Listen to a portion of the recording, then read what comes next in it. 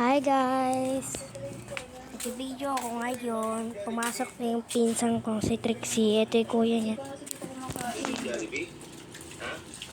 Para ka naman tanga. Napapasok ako sa loob.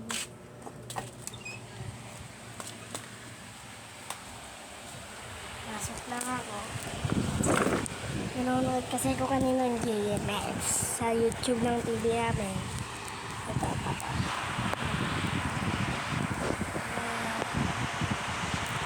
Kasi andito, kasi bumili sila daddy, ko alam, ulam yata. Sila daddy nga. Yes guys, lagay nyo sa comment section kung anong grade na kayo. Tapos pangalan nyo, ilalagay ko, magsusulat ako. Promise ko, magsusulat ako ng pangalan. Kaya mag-comment na kayo dyan, subscribe na kayo dyan. Kasi wala pang nanonood sa akin. Sige na, naawa naman kayo. Bata-bata ako eh.